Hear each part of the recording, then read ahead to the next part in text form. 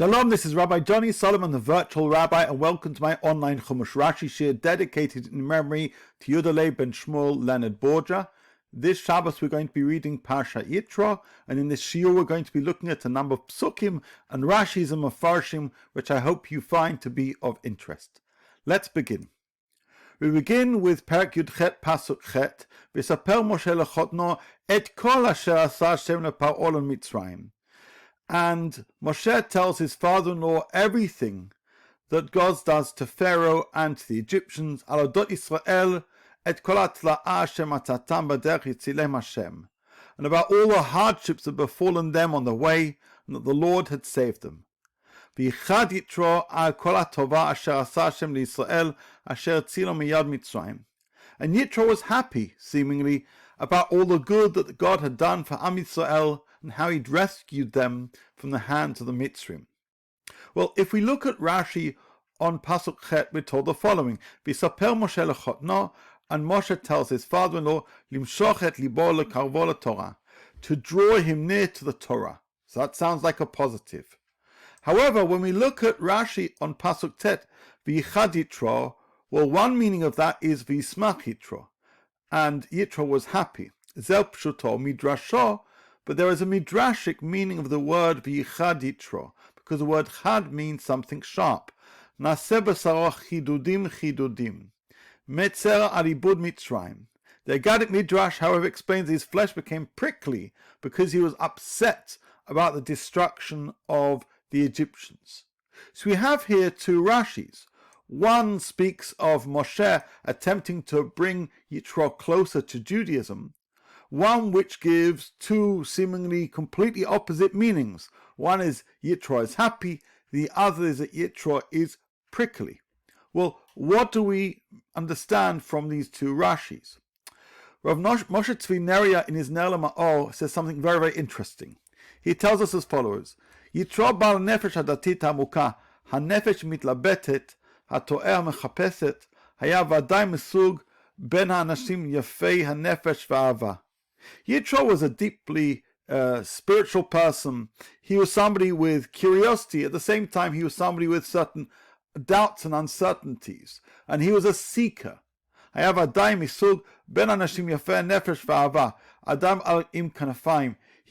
certainly somebody who thought really what they thought to be the most spiritually ideal way of being, somebody who loved and was enamored by stories that filled them with love. He was somebody, as he says, with wings. Al ken כשמשה מספר לו על מכות מצרים ועל הצלת ישראל, הרי הוא שמח רק על כל הטובה אשר עשה השם לישראל. When Moshe tells Yitro about what happens to Am Yisrael, Yitro is happy for Am Yisrael. ויהיו על מכות מצרים, הוא עובר כשתיקה או אמת. But when he hears about what happened to the Egyptians, he is a little more displeased. He's in fact kind of got a certain angry silence about him. From here we saw in Rashi that he was saddened about the loss of the Egyptians, that his flesh became prickly. He was joyous, as we said, that's the first lashon of Rashi, about what happened to the Jews, but he was upset, unsettled about what happened to the Mitzrim.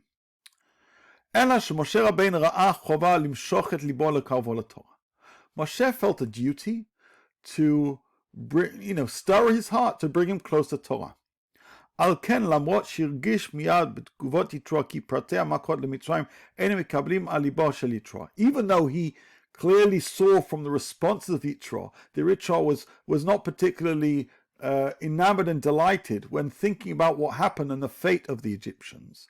כי הרשת פניו חמוצה, he had a sour face, וכי כל סיפור על מכה נוספת he כסכין חד בשרו, and every story about the plagues was a bit more like a sharp knife going into his flesh.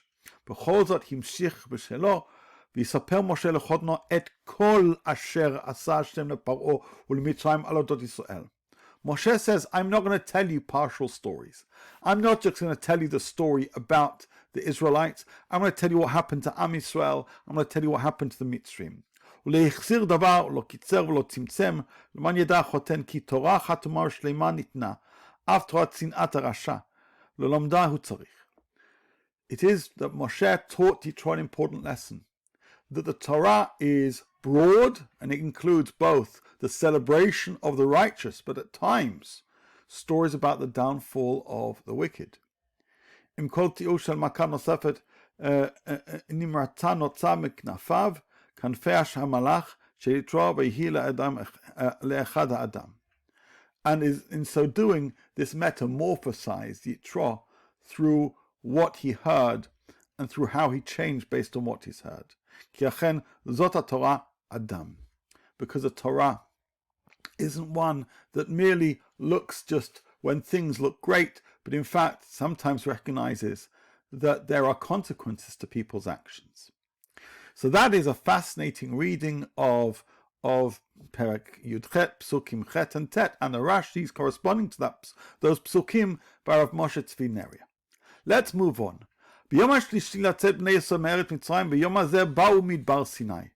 עם ישראל arrive at Har Sinai at Rosh Chodesh Sivan. ביום הזה, בראש חודש. We're told Rosh Chodesh, the beginning of the month. לא היה צריך לכתוב אלה ביום ההוא. But the truth is, the verse could have said they came there on that day. מה ביום הזה? What is the meaning of coming there on this day? שיהיו דברי תורה חדשים עליך כאילו היום ניתנו. From here we learn a profound lesson, that the words of Torah should be for us as new as if they were given to us today.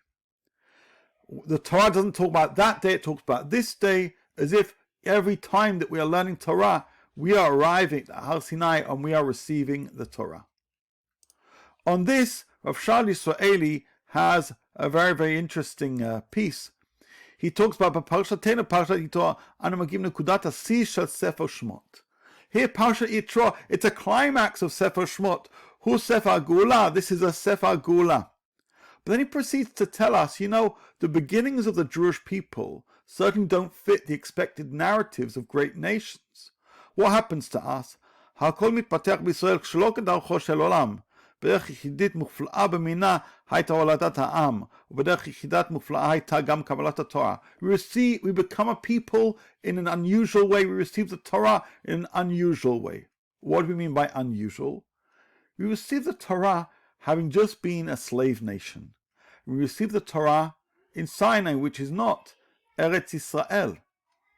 Isn't it interesting that the beginnings of the people emerge from a slave nation outside of their destined land?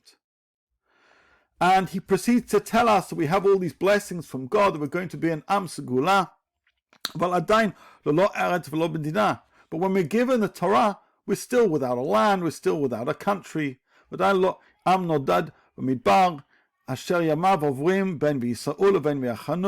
we read much of the Torah, we're taught about the journeys that Am Yisrael takes and how they encamp here and they journey there. This is the beginnings of the Jewish people. They live, as he says, on the man, and yet at the same time, they listen to the laws and they wonder, what is it talking about? The Torah that they receive talks about them living in a land, but they're not in a land. Talks of them having responsibilities, but they don't have that kind of governance or monarchy to be responsible. And he proceeds in this vein, and then says towards the end of the piece, reflecting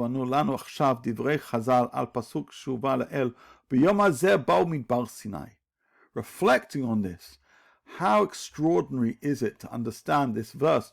It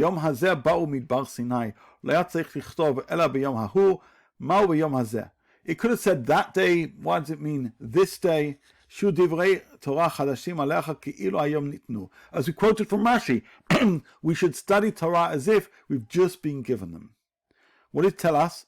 The words of Torah don't go stale, they don't go old. And in fact, when we think about the Jewish story, we receive the Torah in the Midbar, and then we come into the land of Israel. It's as if we receive the Torah anew. Now we can practice the laws of Shemitah. Now we can practice the laws relating to the land. Now all those teachings about having farms and having animals can be applied. And what he tells us here is the Torah continues to speak to us in every new situation, in every new generation.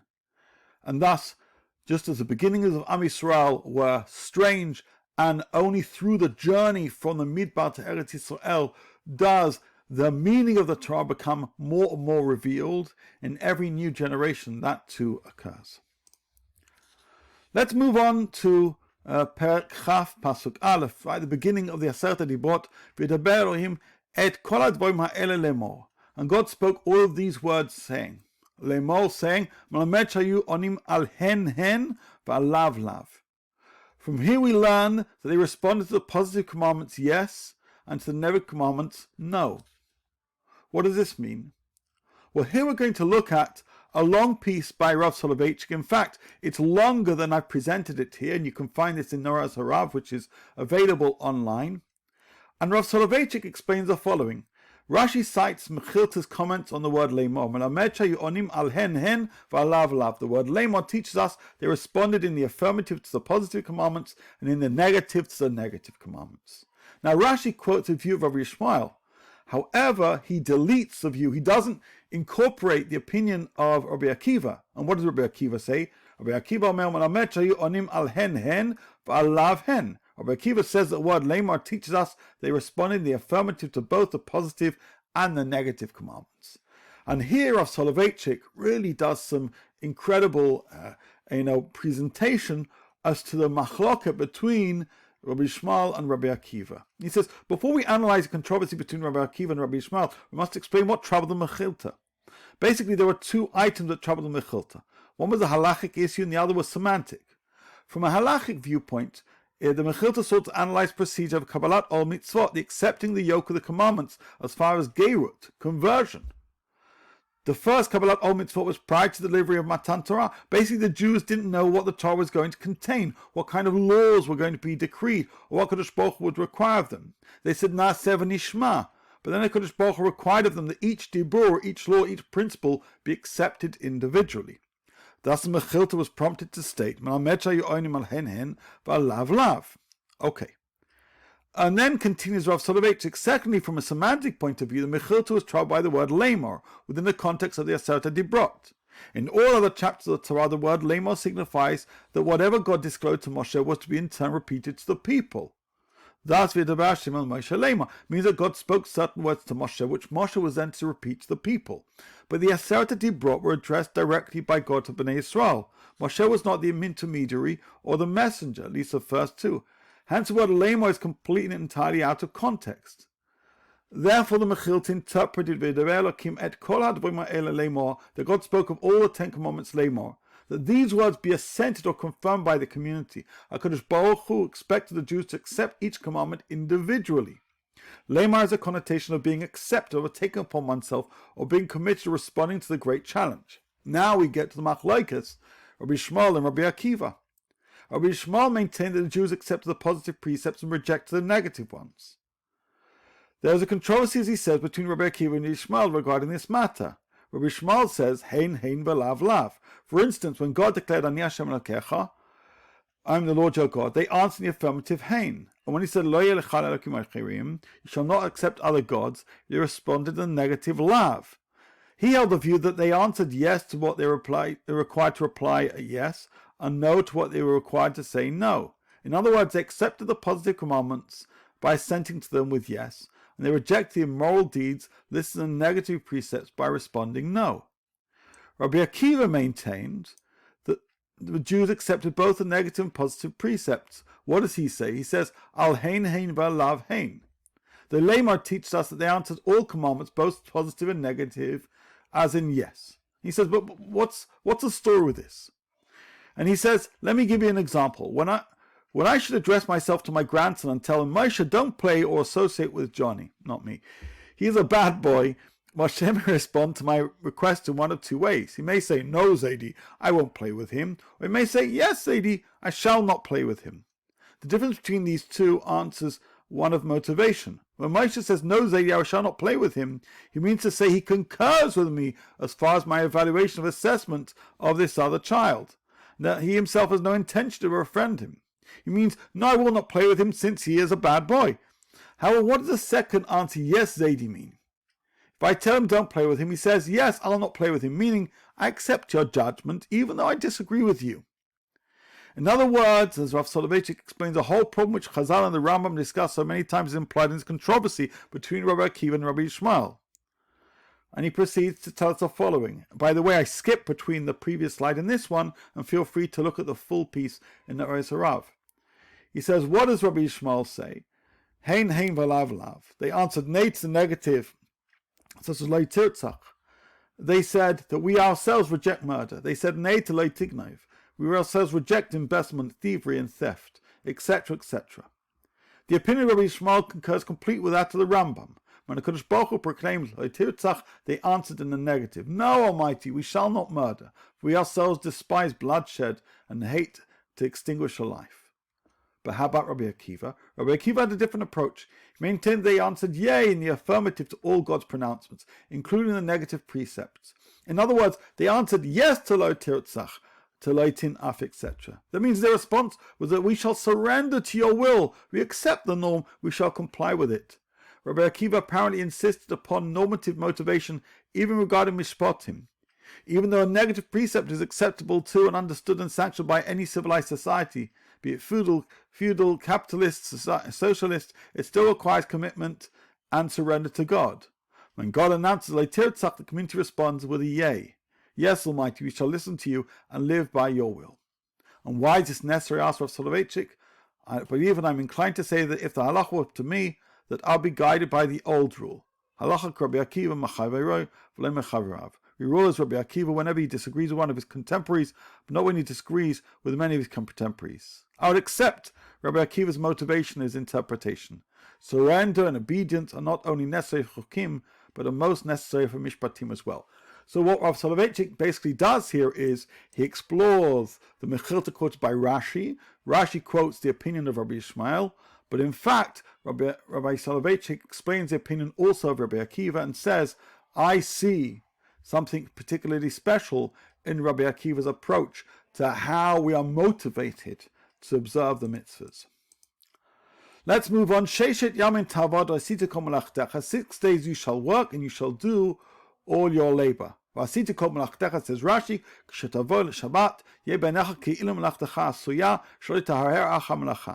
when Shabbos arrives, it shall seem as if all your work is done, that you shall not think about any work. It's important yesod. By the way, sometimes we come into Shabbos, we still have so much things to do in terms of work. Says Chazal, our job is to consider as if all our work is done. The Panim Yafos adds the following. Perish Rashi benecha ki'ilu kol melechtcha asuya, u'lefi pshuto yesh lefaresh hu avtacha shlo yamar adam shvitat haShabbat yachzeru melachto ha'ra'ui lo kenefachu, ki al yedei shvitat Shabbat yatzliach melachto v'tiyah bracha bo la'asot kol melachto. What is he telling us? He's telling us, according to the simple meaning, one could explain it, that the promise is that a person shouldn't say that the resting on Shabbos has somehow detracted from their labor. In fact, it's the opposite. Ki al yedei shvitat Shabbat yatzliach melachto v'tiyah bracha bo la'asot kol melachto. In fact, by resting on Shabbos, you will have the blessing of success. And then he goes on and he says something very, very beautiful. He says, this is how I explain the opening psukim in Sefer Tehillim.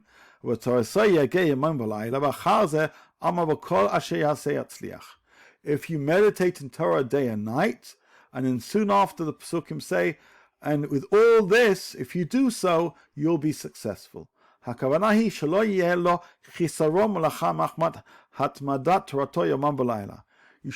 a chisaron melechet if you learn. By the way, you still need to work. It's important to say here.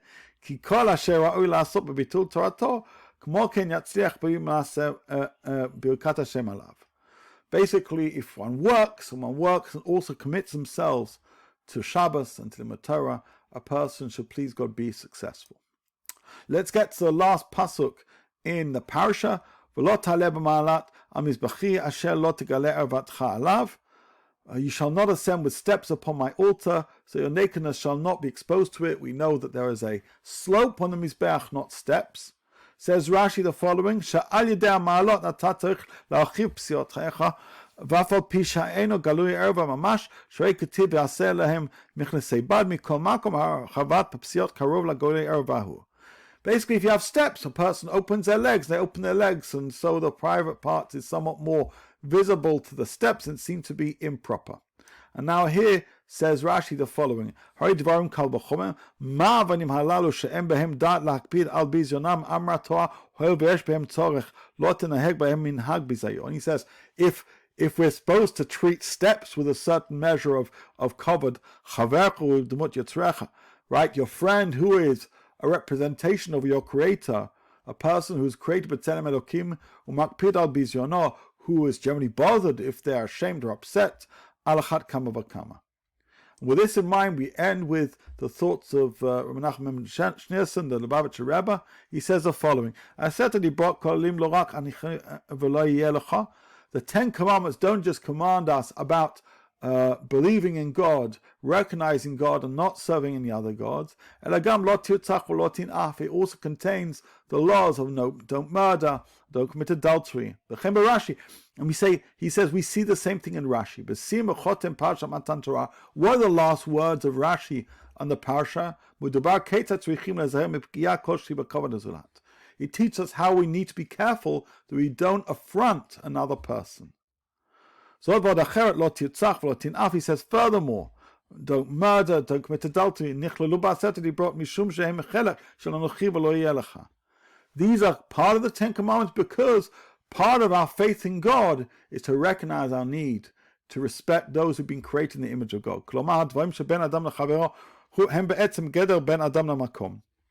By keeping the mitzvahs bein adam lechavero, we are keeping the mitzvahs bein adam lemakom. And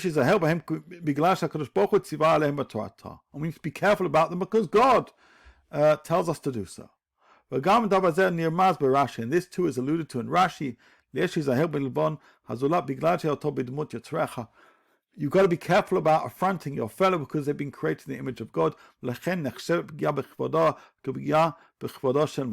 Therefore, affronting a person is like affronting God.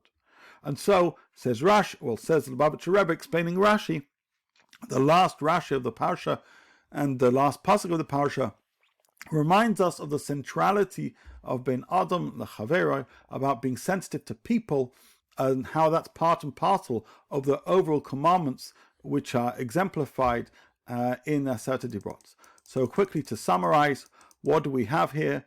We have in Parsha Yitro the teachings about how Moshe Rabbeinu wants to bring Yitro close to Torah, and at the same time, Yitro seems to be happy about hearing about what happened to Am Yisrael, but also saddened when he heard about what happened to the Mitzrim, and yet, says Rav Moshe Tzvineria, Moshe told him the whole story, et kol asher asa. We then learnt how Am Yisrael received the Torah in Sivan. We arrived there B'yom Hazer, it doesn't say B'yom Hahu, to teach us that Torah should be every day as if we've just received it. And says Rav Shaul Yisraeli, it's amazing. Whenever we look at Torah, even today, and we find new dimensions, new facets in terms of our understanding, application of Torah, it demonstrates a realization of that thought. Where it says, al hein hein v'alav lav, you recall that machloka between Rabbi Shmuel and Rabbi Akiva, explained by Rav Soloveitchik, about motivation of mitzvot.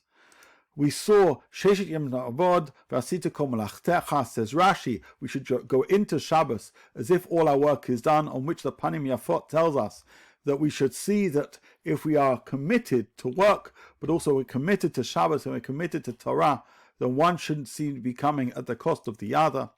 And lastly, the last Rashi in the Parasha tells us how we need to be sensitive to people, and how within the Aseret Dibrot we have both mitzvos bein Adam l'chavera and bein Adam l'mokim. Wishing you Shabbat Shalom.